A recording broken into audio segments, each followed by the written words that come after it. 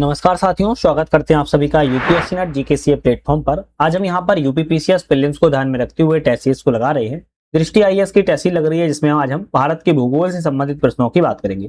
जैसे कि आप सभी को पता है कि हम मल्टीपल कोचिंगों की टेस्ट सीरीज को अपने चैनल पे लगाते हैं। आप सभी उन सभी टेस्ट सीरीजों को जरूर देख लीजिए। आज हम अपने पहले क्वेश्चन की बात करेंगे, जो बहुत ही महत्वपूर्ण क्वेश्चन होने वाला है। चलिए, पहला प्रश्न आता है, नीचे दिए गए अभिकथन और कारण है, इनमें से कौन सा अभिकथन कारण सही है। बात किया है, अभिकथन कहता है कि भारत का जो है पूरब पश्चिम विस्तार उसके उत्तर दक्षिण विस्तार से अधिक है। क्या ये सही है? तो आप कहेंगे भारत में उत्तर दक्षिण का विस्तार कितना है। सबसे पहले हम नॉर्थ और साउथ के विस्तार की बात किया है, तो 3214 किलोमीटर है। अब हम पूरब से पश्चिम के अगर विस्तार की बात किया है, तो आप कहेंगे 2933 किलोमीटर है। क्या ये सही लिखा है? आप कहेंगे नहीं भाई, ये तो गलत लिखा हुआ है। अभिकथन क्या हो गया? गलत है। दूसरा कहता है, कारण दो अक्षांशों के मध्य की दूरी स्थिर रहती है, जबकि दो देशांतरों के मध्य की दूरी भूमध्य रेखा से ध्रुवों की ओर घटती जाती है।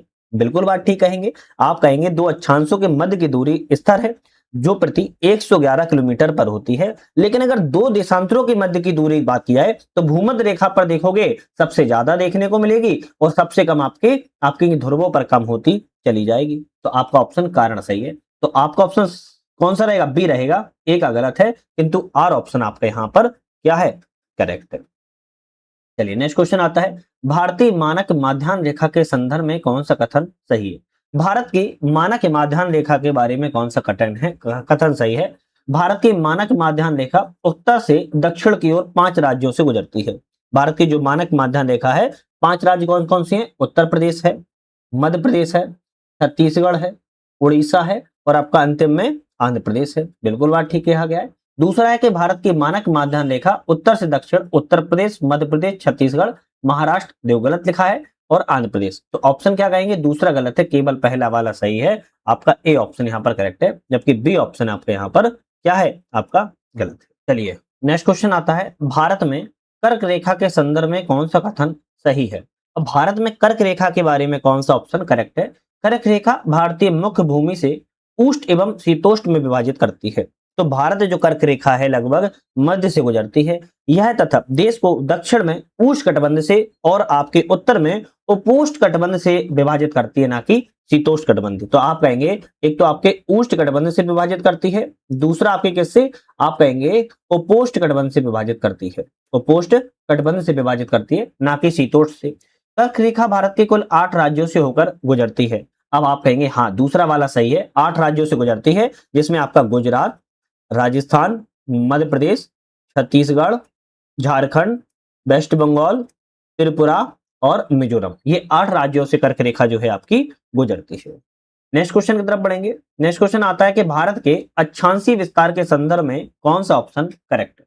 तो भारत के अक्षांशीय विस्तार के बारे में कौन सा ऑप्शन यहाँ पर सही है? भारत का पश्चिम बिंदु गुहार मोती है। भारत का पश्चिम बिंदु गुहार मोती है। तो आप कहेंगे भारत का पश्चिम बिंदु गुहार मोती, जो कि राजस्थान में स्थित है। अब भाई राजस्थान में, तो आप कहेंगे नहीं, गुजरात में है। कहां पर है? गुजरात में। तो क्या हो गया? गलत हो गया। इंदिरा पॉइंट भारतीय मुख्य भूमि का दक्षिणतम बिंदु है। इंदिरा पॉइंट जो है आपके भारतीय भूमि का दक्षिणतम बिंदु है क्या? तो आप कहेंगे मुख्य भूमि का दक्षिणतम बिंदु नहीं है। दक्षिणतम बिंदु कौन सा है? आपका कन्याकुमारी है मुख्य भूमि का। लेकिन यह आपका जो आपकी इंदिरा पॉइंट है वो अंडमान निकोबार द्वीप समूह में स्थित है। तो आपका ऑप्शन ये भी गलत है। तो ना तो पहला सही है, ना ही आपका दूसरा ऑप्शन यहाँ पर करेक्ट है। नेक्स्ट क्वेश्चन आता है, अभिकथन कारण इनमें से कौन सा अभिकथन कारण सही है। भारत अपनी सबसे लंबी अंतरराष्ट्रीय स्थलीय सीमा चीन के साथ साझा करता है, जिसके बाद पाकिस्तान के स्थान आता है। क्या कह रहा है? भारत की जो आपकी सीमा है सबसे लंबी किसके साथ है? बांग्लादेश के साथ है। किसके साथ है? बांग्लादेश के साथ है। कितना है बांग्लादेश के साथ? 4096.7 किलोमीटर की है। और चीन के साथ कितना लगती है? चीन के साथ 3400 आपकी 88 किलोमीटर लगती है और पाकिस्तान के साथ 3323 किलोमीटर लगती है। तो सबसे लंबी सीमा चीन के साथ तो नहीं लगती है, तो आप कहेंगे गलत हो गया। मैकमोहन रेखा और रेड क्लिफ रेखा क्रमशः भारत के पूर्वी क्षेत्र चीन के साथ तथा पाकिस्तान के साथ सीमाओं का निर्धारण किया गया है। बिल्कुल ठीक है। मैकमोहन रेखा चीन के साथ, रेड क्लिफ रेखा पाकिस्तान के साथ। तो ए गलत है, किंतु आर ऑप्शन आपका यहाँ पर सही है। ठीक है, तो इस तरीके से क्वेश्चन इतना घुमा फिरा के आ जाएंगे, आप बड़ा कंफ्यूज हो जाओगे। म्यांमार के साथ अंतरराष्ट्रीय सीमा साझा करने वाले भारतीय राज्यों को उत्तर से दक्षिण की ओर व्यवस्थित कीजिए। तो म्यांमार के साथ जो आपकी अंतर्राष्ट्रीय सीमा साझा होती है, उत्तर से दक्षिण की ओर यहाँ पर क्या करना है, बताना है। तो उत्तर से दक्षिण की ओर कैसे बताएंगे, आप कहेंगे उत्तर से दक्षिण की ओर सबसे पहले उत्तर में अरुणाचल प्रदेश आ जाएगा, इसके बाद कौन सा आएगा, आप कहेंगे नागालैंड आ जाएगा, इसके बाद मणिपुर आ जाएगा और फिर उसके बाद मिजोरम आ जाएगा। तो ऑप्शन कहेंगे हम ए वाला हो जाएगा 3-2-1-4। आपका इस तरीके से ऑप्शन आपका लगता है। नेक्स्ट क्वेश्चन आता है, भारत के निम्नलिखित तटीय राज्यों को उनकी मुख्य भूमि की तट रेखा की लंबाई में अवरोही क्रम में सबसे लंबी से सबसे छोटी की ओर बताना है। तो यहाँ पर आपकी जो तटीय सीमा है, सबसे लंबी किसकी है, फिर सबसे छोटी किसकी है। सबसे लंबी आप कहेंगे किसकी है, आप कहेंगे गुजरात राज्य की है, इसके बाद दूसरे नंबर पर तमिलनाडु की है, फिर आपकी आंध्र प्रदेश की और अंतिम में आपकी महाराष्ट्र की। तो 3-2-1-4 आप कहेंगे करेक्ट है। चलिए नेक्स्ट आता है, भारत के पूर्णतः आंतरिक स्थलरुद्ध राज्यों के संदर्भ में कौन सा कथन सही है।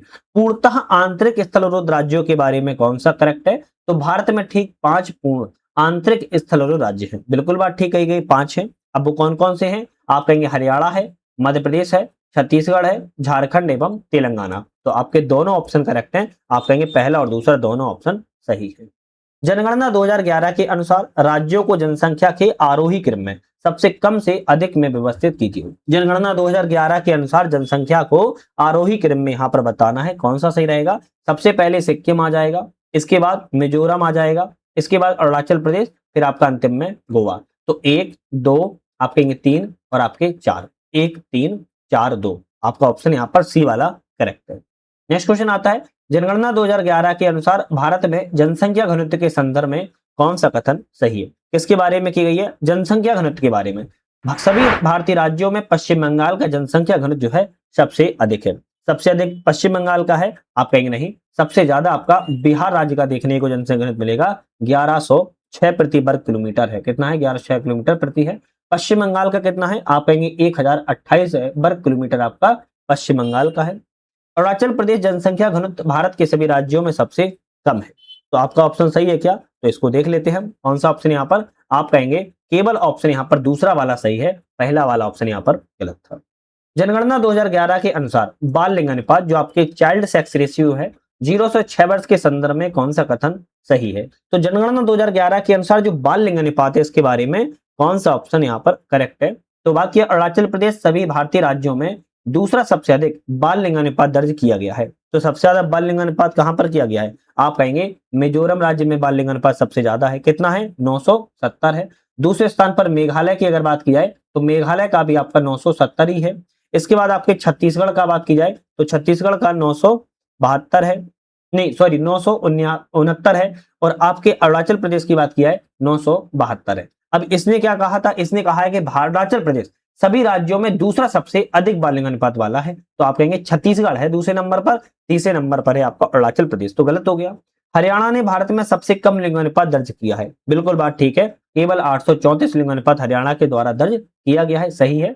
मिजोरम सभी भारतीय राज्यों में सबसे अधिक बाल लिंगानुपात दर्ज किया गया है। तो आप कहेंगे मिजोरम का सभी राज्यों में, भारतीय राज्यों में बाल लिंगानुपात सबसे अधिक है, बाल लिंगानुपात सबसे अधिक दर्ज जो है किया गया है। क्या सही है, तो आप कहेंगे केवल आपका नहीं, यहाँ पर केवल आपका दूसरा सही रहेगा, है ना।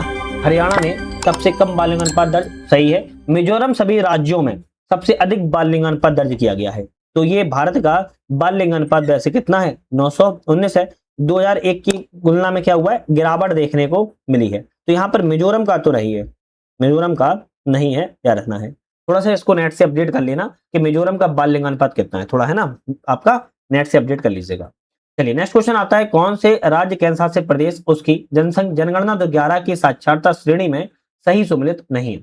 एक तरफ राज्य केंद्र शासित प्रदेश है, दूसरे तरफ साक्षरता की स्थिति है। चलिए बात की जाए केरल, केरल जो है राज्यों में सबसे अधिक साक्षरता दर्ज करता है, दर्ज बिल्कुल ठीक है। लक्षद्वीप की बात की जाए केंद्र शासित प्रदेशों में सबसे अधिक साक्षरता दर्ज करता है, आप बिल्कुल ठीक है। राजस्थान की बात की जाए राज्यों में सबसे अधिक महिला साक्षरता दर है, नहीं आपका ये गलत है, महिला साक्षरता दर आपकी यहाँ पर नहीं है। तो ऑप्शन कौन सा सही होगा, महिला। केरल जो है आपका कहते सबसे अधिक महिला के बारे में सबसे ज्यादा है। तो तीसरा ऑप्शन यहाँ पर गलत है, पहला दूसरा करेक्ट है। चलिए नेक्स्ट क्वेश्चन की बात करेंगे। जनगणना 2011 के अनुसार भारत में ग्रामीण जनसंख्या प्रवृत्तियों के संदर्भ में निम्नलिखित में से कौन सा ऑप्शन करेक्ट है। तो जनगणना 2011 के अनुसार भारत में ग्रामीण जनसंख्या प्रवृत्तियों के बारे में कौन सा सही है? उत्तर प्रदेश सभी राज्यों की तुलना में ग्रामीण जनसंख्या का प्रतिशत सबसे अधिक है। नहीं, उत्तर प्रदेश का प्रतिशत सबसे ज्यादा नहीं है। आप कहेंगे हिमाचल प्रदेश में 90% जनसंख्या ग्रामीण क्षेत्रों के अंतर्गत आती है। हिमाचल प्रदेश के बाद बिहार का स्थान आएगा, फिर असम राज्य का नाम आ जाएगा, फिर उत्तर प्रदेश का नाम आएगा और उत्तर प्रदेश में ग्रामीण जनसंख्या 77.7% पाई जाती है। तो पहला गलत है। सिक्किम में सभी राज्यों की तुलना में ग्रामीण जनसंख्या सबसे कम है। नहीं, सबसे कम आप कहेंगे जो राष्ट्रीय राजधानी क्षेत्र दिल्ली में देखने को मिलेगी। दूसरे नंबर पर आपको चंडीगढ़ में जनसंख्या सबसे कम देखने को मिलेगी। सिक्किम का नाम इसमें नहीं आएगा। तो यहां पर आप कहेंगे कौन सा सही है? ना तो पहला सही है, ना ही दूसरा सही है। निम्नलिखित हिमालयी घाटियों को दक्षिण से उत्तर में सही क्रम में व्यवस्थित करना है। तो उत्तर से दक्षिण में सबसे पहले कौन से उत्तर में आएगी? तो उत्तर में सबसे दक्षिण से उत्तर में, दक्षिण साउथ से नॉर्थ की ओर चलना है। सबसे पहले कौन सी आएगी? तो अब कहेंगे सबसे पहले आपकी दून घाटी आएगी दक्षिण में। दून के बाद कौन सी आ जाएगी? दून के बाद आप कहेंगे दून के उत्तर में कौन सी आएगी? कश्मीर घाटी आ जाएगी। कश्मीर के उत्तर में कौन सी घाटी आएगी? नुब्रा घाटी आ जाएगी। तो इस तरीके से आप कहेंगे 2, 1, 3 ऑप्शन यहां पर आपका करेक्ट है। नेक्स्ट क्वेश्चन तरफ बढ़ेंगे। निम्नलिखित हिमालय पर्वत श्रेणियों को दक्षिण से उत्तर की ओर सही क्रम में व्यवस्थित कीजिए। दक्षिण से उत्तर की ओर फिर से पूछ लिया है, तो आप क्या कहेंगे? सबसे पहले आपके दक्षिण में कौन सी आएगी? सबसे पहले आपके दक्षिण में कौन सा आ जाएगी? आप कहेंगे हिमालय। कौन सी आएगी? बृहद हिमालय श्रेणी दक्षिण में आ जाएगी। इसके बाद दक्षिण से उत्तर की ओर चलेंगे, फिर कौन सी आएगी? तब आप कहेंगे जास्कर श्रेणी आ जाएगी। जास्कर श्रेणी के बाद लद्दाख श्रेणी आ जाएगी और सबसे उत्तर में आपकी काराकोरम श्रेणी आ जाएगी। 3, 2, 1, 4 आपका ऑप्शन करेक्ट है। सी वाला हम यहां पर कहेंगे सही है। कौन सा? सी वाला सही है। नेक्स्ट क्वेश्चन आता है कि बृहद हिमालय श्रेणी के निम्नलिखित पर्वत चोटियों को पूरब पश्चिम से पूरब की ओर सही क्रम में व्यवस्थित करना है। पश्चिम से पूरब की ओर यहां पर सही व्यवस्थित करना है हिमालय चोटियों को। तो सबसे पश्चिम में कौन सी आएगी? आप कहेंगे सबसे पश्चिम में नंदा देवी आएगी। इसके बाद धौलागिरी आएगी, फिर इसके बाद माउंट एवरेस्ट, फिर आपके कंचनजंगा आएगी। तो यहां पर आप कहेंगे कौन सा ऑप्शन? सी ऑप्शन यहां पर सही हो जाएगा। 1, 2, 3 और आपके 4। तो सी ऑप्शन सही है। नंदा देवी सबसे पश्चिम में, नंदा देवी के पूरब में धौलागिरी, धौलागिरी के पूरब में माउंट एवरेस्ट, माउंट एवरेस्ट के पूरब में कंचनजंगा। ठीक है, चलिए नेक्स्ट क्वेश्चन की बात की जाए। निम्नलिखित में से कौन सा पश्चिमी हिमालय दर्रों उनसे संबंधित राज्यों का सही सुमेलित नहीं है? अच्छा, एक छोटा सा अपडेट है कि आपको जितनी भी कोचिंग की टेस्ट लग रही है सबकी पीडीएफ हमारे आपको ऐप पर मिल जाती है, जिसका नाम यूपीएससी नट है। ऐप पर चले जाना है, डिस्क्रिप्शन में हमने लिंक दे दिया है, वहां से आप लोग टेस्ट वाले सेक्शन में जाके पीडीएफ वगैरह डाउनलोड कर सकते हो। पश्चिमी हिमालय के दर्रों को संबंधित राज्यों में सम्मिलित करना है। जैसे सिपकीला दर्रे की बात किया है, उत्तराखंड एवं तिब्बत की सीमा पर स्थित, करेक्ट है। लिपुलेखला दर्रे की बात किया है, भारत भूटान चीन के बीच में त्रि जंक्शन के निकट है, करेक्ट है। और जोजिला दर्रे की अगर बात की जाए, अगर हम जोजिला दर्रे की बात की जाए तो यहां पर आपका कश्मीर घाटी को लद्दाख से जोड़ता है। तो जोजिला दर्रा कश्मीर को लद्दाख से जोड़ता है, श्रीनगर लेह राजमार्ग पर यह स्थित है। तो ऑप्शन यहां पर कौन सा हो जाएगा? आप कहेंगे तीनों ऑप्शन यहां पर आपके करेक्ट है ना? तीनों ऑप्शन आपके सही है। चलिए नेक्स्ट क्वेश्चन की बात की जाए। निम्नलिखित में से कौन सी फसल करेबा निक्षेपों से सर्वाधिक निकटता से संबंधित है? ऐसी कौन सी फसल है जो करेबा निक्षेपों से सबसे अधिक निकट है? आप कहेंगे जाफरान सबसे निकट है। निम्नलिखित पूर्वांचल पर्वत श्रेणियों पर विचार कीजिए, उन्हें पश्चिम से पूरब की ओर व्यवस्थित करना है। पूर्वांचल की श्रेणी है, पश्चिम से पूरब की ओर व्यवस्थित करना है, तो ऑप्शन कहेंगे आप डफला सबसे पूरब में आएगा, इसके बाद मिरी इसके पश्चिम में, इसके बाद आपके अबोर श्रेणी आ जाएगा, फिर इसके बाद मिसमी पहाड़ी। आप कहेंगे ऑलरेडी सही लगा हुआ है, ए ऑप्शन यहां पर आपका करेक्ट है। ठीक है, तो डफला, मिरी, अबोर, मिसमी। नेक्स्ट क्वेश्चन आता है अभिकथन कारण है, कौन सा अभिकथन कारण सही है? तो बात किया है हिमालय की ऊंचाई अभी भी बढ़ रही है, बिल्कुल बात ठीक है। कारण है कि भारतीय प्लेट उत्तर की ओर बढ़ रही है, यूरेशियाई प्लेट से टकरा रही है। तो ऑप्शन दोनों सही है, ए आर दोनों सही है, उसकी व्याख्या भी सही कर रहा है, डी ऑप्शन करेक्ट है। नेक्स्ट क्वेश्चन की बात की जाए, नेक्स्ट क्वेश्चन आता है कि इंडो गंगा ब्रह्मपुत्र मैदान के बारे में कौन सा सही है? तो इंडो गंगा ब्रह्मपुत्र मैदान के बारे में, यह हिमालय नदियों द्वारा निर्मित एक विस्तृत निक्षेपण मैदान है, सी ऑप्शन करेक्ट है। भाबर क्षेत्र के संदर्भ पर विचार करें, कौन सा सही है? भाई भाबर क्षेत्र के बारे में आप कहेंगे भाबर शिवालिक श्रेणी के ठीक उत्तर में है। तो भाबर शिवालिक श्रेणी के उत्तर में, आप कहेंगे शिवालिक श्रेणी के उत्तर में नहीं है, दक्षिण में। तो आपका ऑप्शन क्या हो जाएगा? ये गलत हो गया। भाबर क्षेत्र में पारगम्य निक्षेपों के कारण नदियां लुप्त हो जाती हैं। तो दूसरा सही है, पहला ऑप्शन आपका यहाँ पर गलत है। चलिए नेक्स्ट क्वेश्चन आता है, तराई क्षेत्र के संदर्भ पर कौन सा ऑप्शन सही है? तराई क्षेत्र के बारे में कौन सा करेक्ट है? तराई एक दलदली एवं आर्द्र पट्टी है, बिल्कुल बात ठीक है, जो कि बांगर नहीं है, भाबर क्षेत्र है। कौन सा है? भाबर क्षेत्र के दक्षिण में है, तो ये गलत हो गया। तराई क्षेत्र वनों के विकास के लिए अनुपयुक्त है, नहीं, तराई क्षेत्र तो दलदली क्षेत्रों के लिए, घने जंगलों के लिए, समृद्ध जैव विविधता के लिए पाई जाती है। तो ना तो पहला सही है, ना ही ऑप्शन यहाँ पर दूसरा करेक्ट है। चलिए नेक्स्ट आता है, निम्नलिखित कथनों में कौन सा ऑप्शन सही नहीं है? इनमें से गलत ऑप्शन कौन सा है? जैसे बात की जाए यहाँ पर गलत ऑप्शन कौन सा है? भाबर जो है कंकड़ क्षेत्र होता है, बिल्कुल ठीक है। तराई जो है दलदली क्षेत्र होता है, बिल्कुल ठीक है। बांगर जो है, बांगर पुरानी जड़ों मिट्टी होती है और खादर नमी जड़ों मिट्टी होती है। तो तीसरा और चौथा आपका सही सम्मिलित नहीं है, आप कहेंगे सी वाला ऑप्शन यहाँ पर गलत मिला हुआ है। चलिए नेक्स्ट बात करेंगे। नेक्स्ट आता है, निम्नलिखित में से कौन सा भौतिक एवं क्षेत्रीय प्रदेश गंगा मैदानी नेटवर्क का भाग नहीं है? तो ऐसा कौन सा भौतिक क्षेत्रीय प्रदेश है जो गंगा मैदानी नेटवर्क का भाग नहीं है? आप कहेंगे यहाँ पर जो है कौन सा भाग नहीं है? अवधिका मैदान है, रोहिलखंड का मैदान भी है, छोटा नागपुर आप कहेंगे गंगा मैदानी नेटवर्क का भाग नहीं है। तीसरा वाला ऑप्शन यहाँ पर गलत है। चलिए नेक्स्ट क्वेश्चन की बात की जाए, भारत के प्रायद्वीपीय पठार की भूगर्भिक उत्पत्ति एवं संरचना के संदर्भ में कौन सा सही है? तो भारत की भूगर्भिक उत्पत्ति और उसके संरचना के बारे में, यह भारतीय उपमहाद्वीप का सबसे पुराना, सबसे स्थिर भूभाग है, जो प्राचीन गोंडवाना लैंड का ढाल एक अलग भाग है। तो बिल्कुल बात यहाँ पर क्या कह रहा है आपका सही है।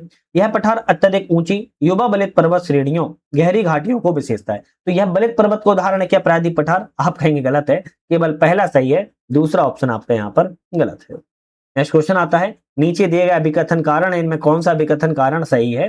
तो प्रायद्वीपीय ब्लॉक पूर्ण रूप से भूकंपी गतिविधियों से मुक्त है। नहीं, भूकंपी गतिविधियां तो आपको पता होगा प्रायद्वीप में देखने को मिलती हैं महाराष्ट्र के आसपास, तो ये गलत हो गया। प्रायद्वीपीय ब्लॉक प्राचीन भूगर्भिक कालों में निर्मित एक स्थिर महाद्वीपीय भाग है। हाँ बिल्कुल बात ठीक है, तो यहाँ पर आर ऑप्शन सही है, किंतु ए ऑप्शन आपका यहाँ पर गलत है। नेक्स्ट क्वेश्चन आता है, निम्नलिखित में से सही सम्मिलित कीजिए। एक तरफ नदी है, दूसरी तरफ उसकी सहायक नदियां कहां से मिलती हैं? तो ऐसी नदी और सहायक नदियां कहां से मिलती हैं? जैसे चंबल जो है यमुना नदी इटावा के पास मिल जाती है, बेतवा जो है यमुना नदी हमीरपुर के पास मिल जाती है, छपरा चंबल नदी नीमच टोंस सीमा के पास मिलती है। तो क्या ये सही है? आप कहेंगे भैया गलत है ना। ये आपका कौन सा हो जाएगा? छपरा नदी गलत हो जाएगा, क्योंकि इंदौर जिले में बिंद श्रेणी के काकड़ी से इसका उद्गम होता है और उत्तर में चंबल नदी से मिलती है। तो तीसरा गलत है, केवल पहला दूसरा ही यहाँ पर आपका सही है। नेक्स्ट आता है कि दक्कन के पठार के संदर्भ में कौन सा ऑप्शन सही है? भाई दक्कन के पठार के बारे में कौन सा करेक्ट है? इसका सामान्यतः पूरब से पश्चिम की ओर ढलान है। पूरब से पश्चिम की ओर ढलान है क्या?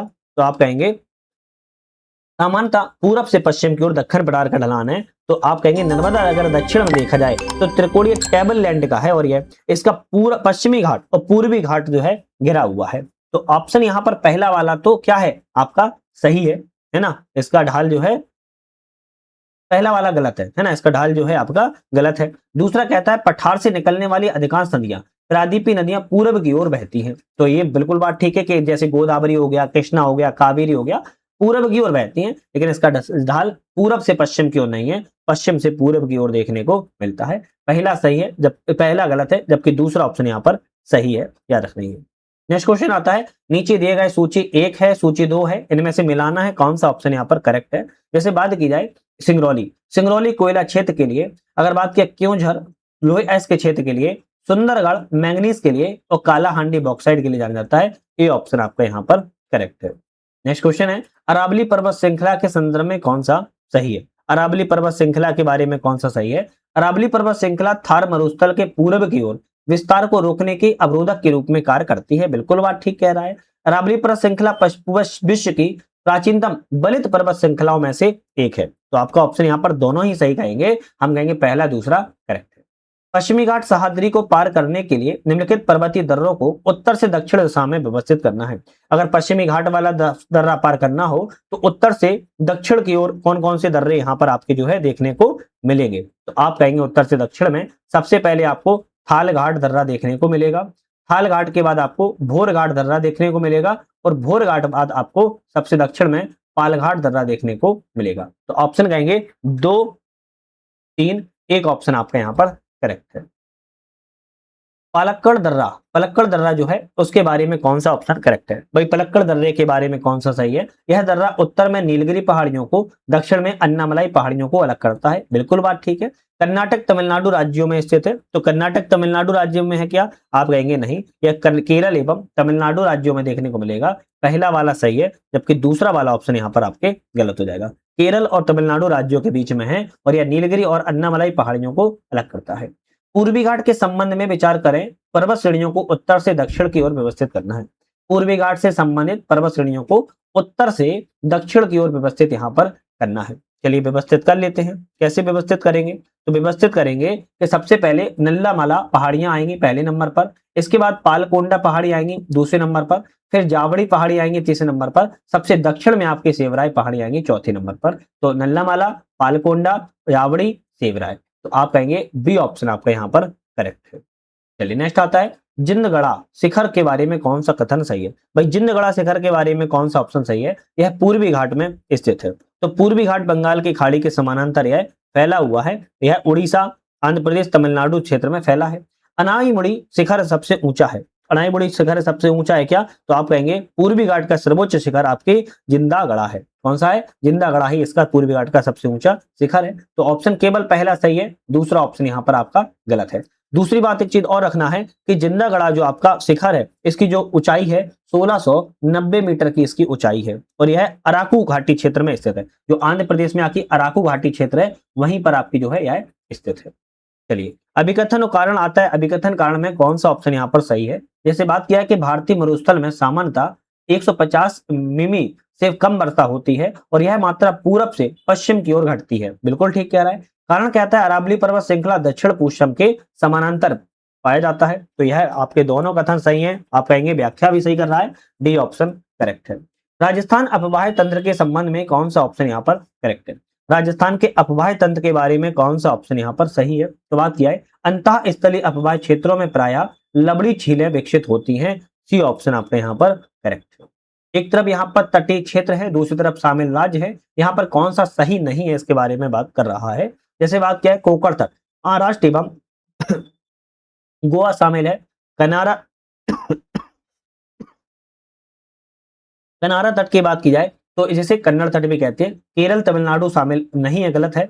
मालाबार तट में कर्नाटक केरल शामिल है, सही है। काठियावाड़ तट में गुजरात शामिल है। तो कौन सा सही नहीं है? आप कहेंगे केवल दूसरा वाला सही नहीं है, बाकी ऑप्शन आपके यहाँ पर सही है। ठीक है, चलिए नेक्स्ट क्वेश्चन आता है।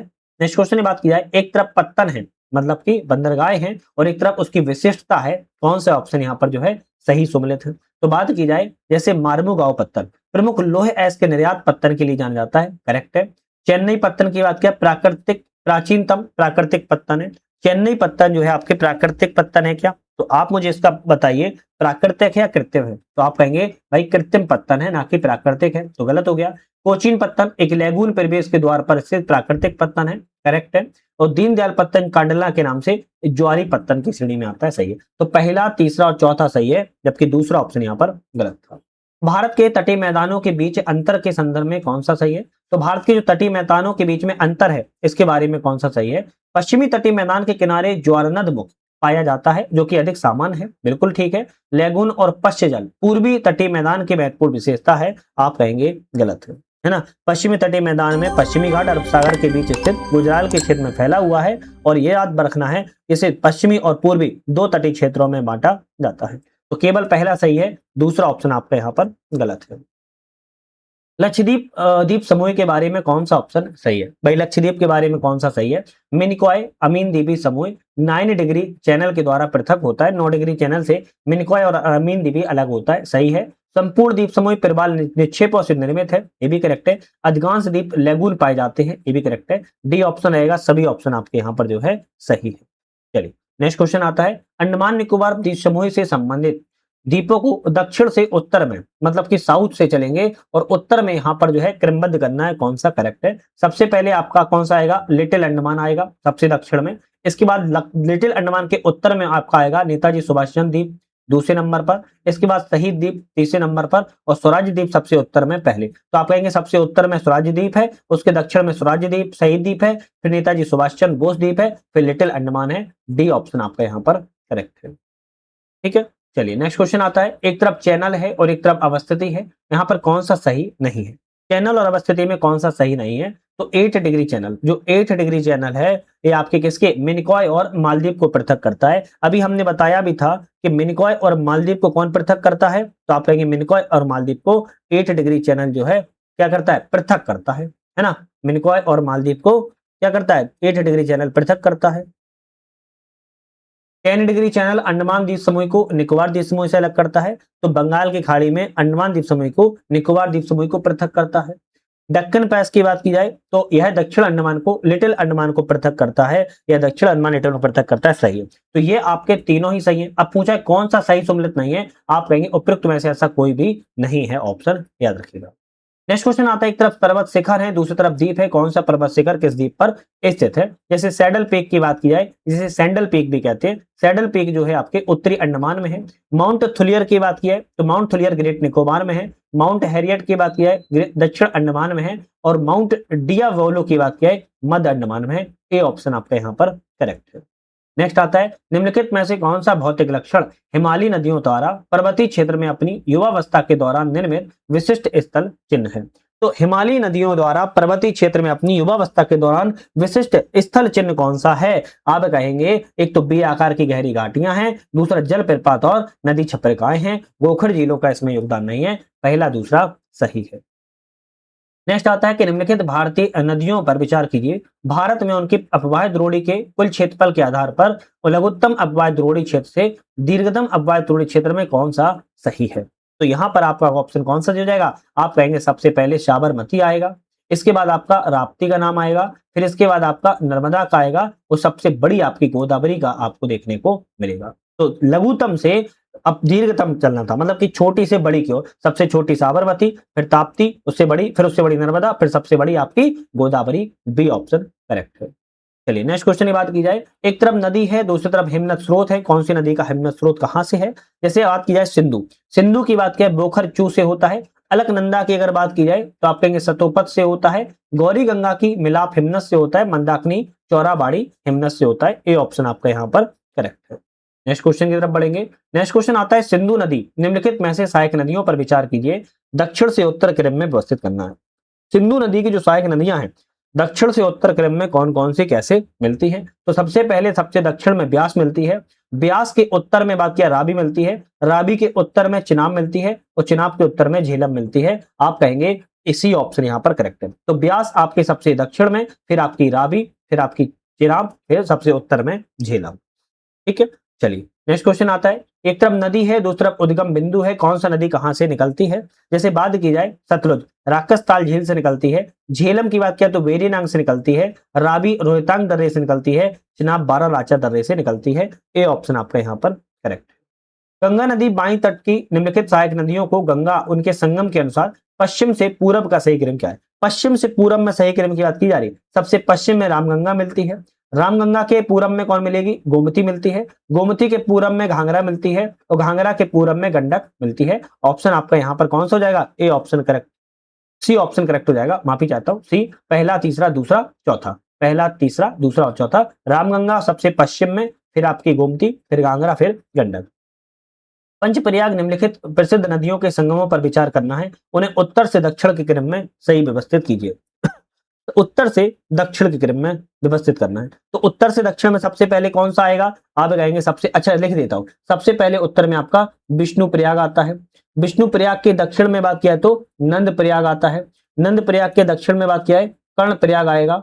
अब सभी लिख दे रहे हैं, याद कर लेना। कर्ण प्रयाग के दक्षिण में आपकी बात किया है रुद्र प्रयाग आता है। रुद्र प्रयाग के अगर दक्षिण में बात किया है द्यो प्रयाग आता है। तो इस तरीके से आपका ये 5 हिमनद हैं, 5 आपके संगम है, विष्णु प्रयाग, नंद प्रयाग, कर्ण प्रयाग, रुद्र प्रयाग और द्यो प्रयाग। ये अलग अलग नदियों के लिए जाने जाते हैं। जैसे सभी में अलकनंदा तो प्रमुख है, विष्णु प्रयाग में अलकनंदा प्लस आपके धौलागिरी है ना, नंद प्रयाग में अलकनंदा प्लस नंदाकिनी, कर्ण प्रयाग में अलकनंदा प्लस पिंडार, रुद्र प्रयाग में आप कहेंगे अलकनंदा प्लस मंदाकिनी, और द्यो प्रयाग में आप कहेंगे अलकनंदा प्लस भागीरथी। जब ये अलकनंदा भागीरथी मिल जाती है वही गंगा के नाम से जो है फिर आगे चल के पूर्णतः जानी जाती है। चलिए नेक्स्ट क्वेश्चन की बात की जाए, यहाँ पर निम्नलिखित में से कौन सा नदी गंगा और उसके संगम का सही सुमलित है? गंगा और उसके सही संगम का कौन सा सुमलित सही है बात की जा रही है।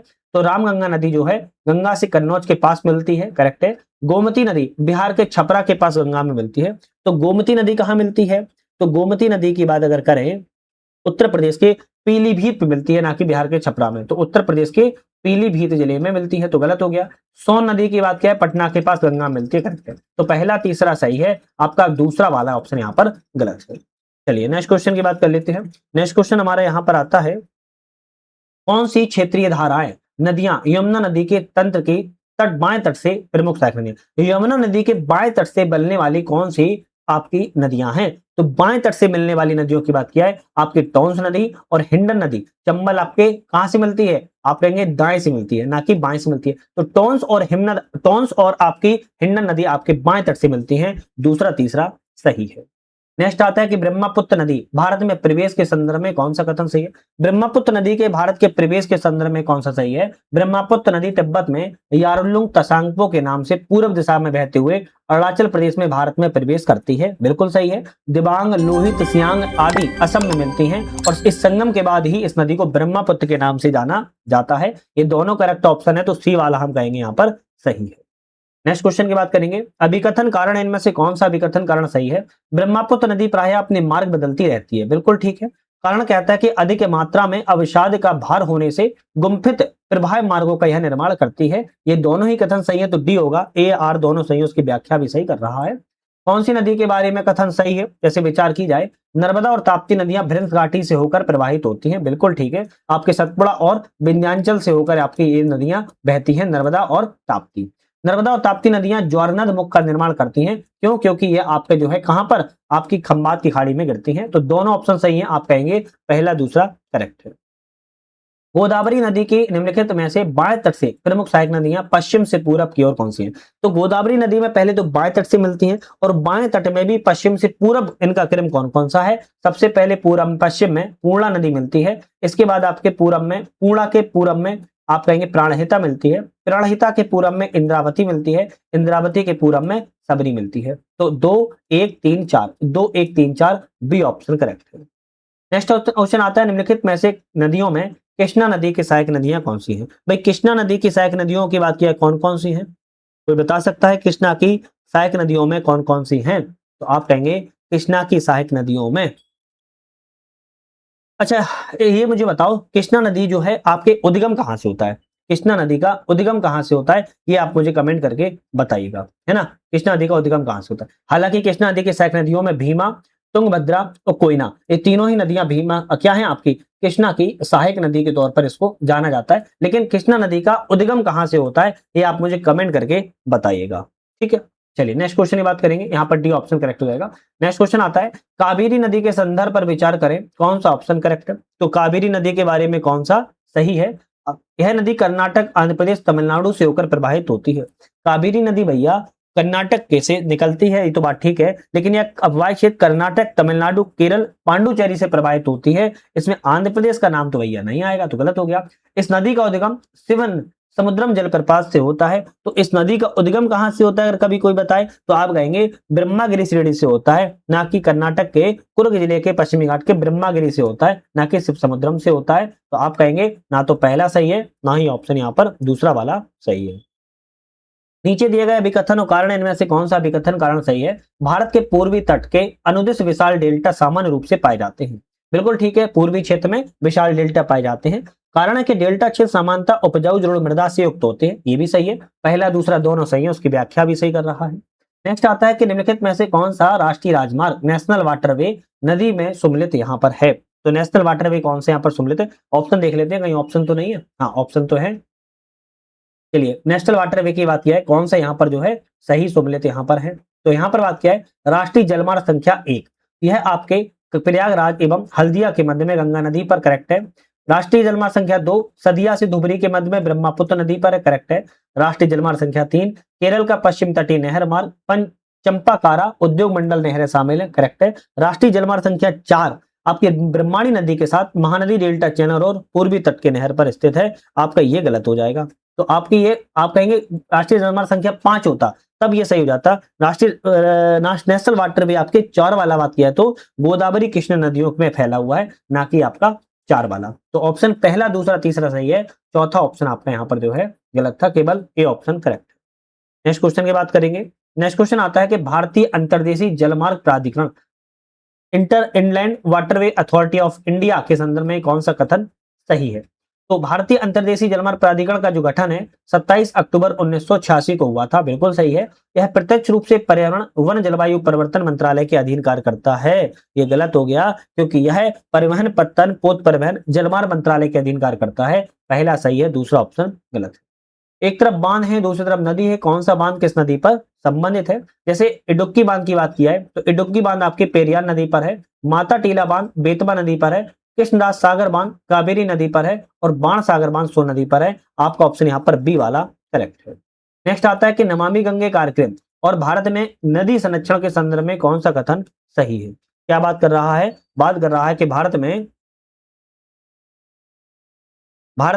नमामि गंगे कार्यक्रम और भारत में नदी संरक्षण के संदर्भ में कौन सा ऑप्शन यहाँ पर करेक्ट है? तो विचार किया जाए तो नमामि गंगे जो कार्यक्रम है वह गंगा नदी और संपूर्ण भारत में अन्य प्रमुख नदी बेसिनों को स्वच्छ करने के लिए एक केंद्र प्रायोजित योजना के रूप में कार्यान्वित है। तो आपका ये सही है क्या? आप कहेंगे भैया गलत है ना? ये आपका गलत है। दूसरा कहता है कि यह कार्यक्रम औद्योगिक प्रदूषण निवारण पहलों के तहत 3 स्वीकृत सामान्य प्रभावी उपचार संयंत्रों में मथुरा और जाजमऊ की परियोजनाएं पूरी हो चुकी हैं। बिल्कुल बात ठीक कही गई है।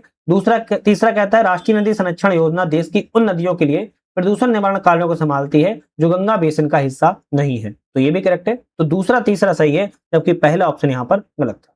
भारत की जलवायु को निर्धारित करने वाले कारकों के संदर्भ में कौन सा सही है? तो भारत की जलवायु को निर्धारित करने वाले कारक उत्तर मैदान समुद्र से दूर होने के कारण चरम ग्रीष्मकालीन और शीतकालीन तापमान का अनुभव करते हैं। बिल्कुल ठीक है। पश्चिमी और मध्य भारत में शुष्क पवनें रेतीली मृदा के कारण गर्मियों में जो दैनिक तापमान है वो उच्च सीमा का अनुभव होता है। ये भी करेक्ट है। प्रायद्वीपीय भारत में उच्च तुंगता वाले स्थान जैसे उदमंगलम कर्क रेखा के दक्षिण में स्थित होने के कारण गर्मियों में उच्च तापमान दर्ज करते हैं। अब कर्क रेखा के दक्षिण में है तो यहाँ पर उच्च तापमान दर्ज करते हैं। ये सही लिखा है क्या? तो आप कहेंगे भाई गलत है ना? है ना? क्या है आपके? गलत है। तो ऑप्शन यहाँ पर कहेंगे आप तीसरा गलत है, केवल पहला दूसरा ही सही है। नेक्स्ट क्वेश्चन आता है कि भारतीय जलवायु में हिमालय की भूमिका के संदर्भ में कौन सा सही है? तो भारतीय जलवायु में हिमालय की भूमिका के बारे में कौन सा सही है? तो विचार की जाए हिमालय उत्तरी भारत के मैदानों को मध्य एशिया साइबेरिया से बहने वाली जो शुष्क और ठंडी शीतकालीन पवनें होती हैं उससे बचाता है। बिल्कुल ठीक कह रहा है। हिमालय संरचनात्मक संरेखण आर्द्रता एक दक्षिण पश्चिम मानसून पवनों को भारतीय उपमहाद्वीप से बाहर निकलने से भी रोकता है। तो ये भी सही है। आप कहेंगे यहाँ पर आपके पहला दूसरा दोनों ऑप्शन करेक्ट है, क्योंकि साइबेरिया से ठंडी पवनों को आने से रोकता है और भारतीय मानसून को बाहर जाने से है रोकता है। तो दोनों ऑप्शन आपके यहाँ पर करेक्ट है। नेक्स्ट क्वेश्चन आता है जेड धाराओं के भारतीय जलवायु एवं मानसून प्रभाव के संबंध पर विचार करें।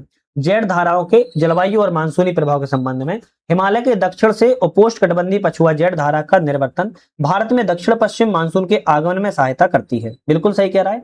उष्णकटिबंधीय पूर्वी जेड धारा उष्णकटिबंधीय चक्रवातों को बंगाल की खाड़ी से भारत की ओर बढ़ने में मदद करती है और मूसलाधार बारिश जो है करवाती है। तो आपके दोनों कथन सही हैं। आप कहेंगे पहला दूसरा करेक्ट है।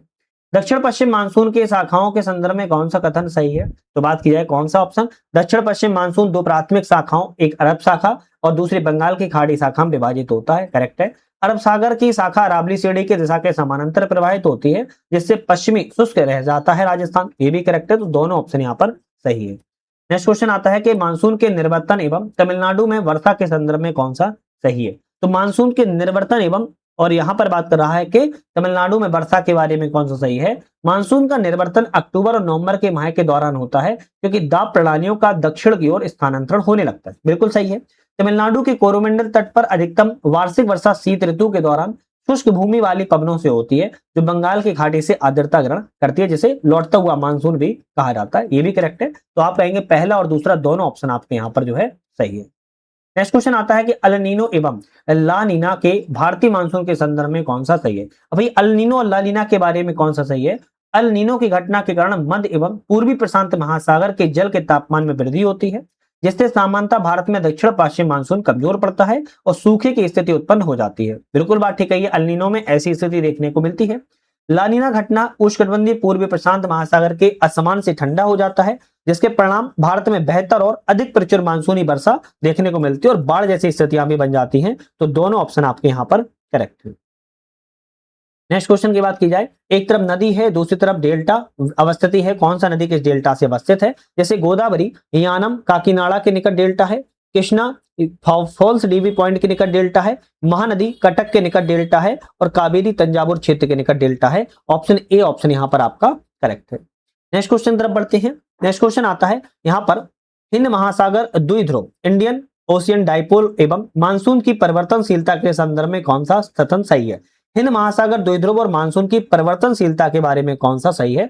सकारात्मक हिंद महासागर द्विध्रुव की स्थिति तब उत्पन्न होती है जब अफ्रीकी तट के निकट पश्चिमी हिंद महासागर का जल पूर्वी हिंद महासागर की तुलना में असमान रूप से अधिक उष्ण हो जाता है। आप कहेंगे बिल्कुल ठीक है। नकारात्मक हिंद महासागर द्विध्रुव की स्थिति सामान्यतः भारत में अत्यधिक वर्षा लाकर अल नीनो के शुष्क प्रभावों को समाप्त करने में सहायक होती है। अभी हमने अल नीनो के बारे में बताया था, आपका ये गलत हो गया, केवल पहला सही है, दूसरा ऑप्शन यहाँ पर आपका गलत है। नेक्स्ट क्वेश्चन आता है, एक तरफ स्थानीय तूफान है दूसरी तरफ प्रमुख क्षेत्र है, कौन सा स्थानीय तूफान के क्षेत्र के लिए जाना जाता है? आम्र वर्षा केरल में होती है, वहीं फूलों वाली बौछार कर्नाटक में होती है, काल वैसाखी पश्चिम बंगाल में और बारदोली छीड़ा असम में होती है। डी ऑप्शन आपका यहाँ पर करेक्ट है। चलिए नेक्स्ट आता है, भारत के तटीय मैदानों के संदर्भ पर विचार करें, कौन सा ऑप्शन यहाँ पर सही है? तो भारत के तटीय मैदानों के बारे में कौन सा सही है? तो पूर्वी तटीय मैदान पश्चिमी तटीय मैदान की तुलना में अधिक फैले हैं, बिल्कुल ठीक है। इनमें महानदी, गोदावरी, कृष्णा, कावेरी नदी डेल्टा क्षेत्र शामिल होते हैं, बिल्कुल करेक्ट कहा गया है। कोकण तट गोवा मंगलुरु के मध्य स्थित है, जिसकी लंबी और सक्रिय लैगून पश्च जल प्रणालियां, नहीं गलत लिखा हुआ है, यह मंगलुरु से कन्याकुमारी के मध्य में स्थित है। तो आपका ऑप्शन दूसरा गलत है, केवल पहला ऑप्शन ही आप कहेंगे यहाँ पर जो है सही है। 75 क्वेश्चन है कि भारत की जलोढ़ मृदा के संदर्भ में कौन सा कथन सही है? जलोढ़ मृदा के बारे में, देश के कुल भूभाग में 40% से अधिक भाग पर जलोढ़ मृदा पाई जाती है, बिल्कुल ठीक है। नदी घाटियों के ऊपरी भागों में पुराने मोटे कणों वाले जलोढ़ निक्षेपों को खादर कहा जाता है, नहीं भाई बांगर कहा जाता है, तो ये ऑप्शन गलत हो गया। ये मृदा सामान्यतः पोटास से समृद्ध होती है, किंतु नाइट्रोजन और फास्फोरस की इसमें कमी पाई जाती है, बिल्कुल बात ठीक है। जलोढ़ मृदा में फास्फोरस एवं नाइट्रोजन की कमी देखने को मिलती है और पोटास अधिक मात्रा में पाया जाता है। पहला तीसरा सही है, जबकि दूसरा ऑप्शन गलत है। तो यहाँ पर हमने अभी तक 75 क्वेश्चनों को आधी टेस्ट लगा लिया है, अभी 75 क्वेश्चन और आपके बाकी है।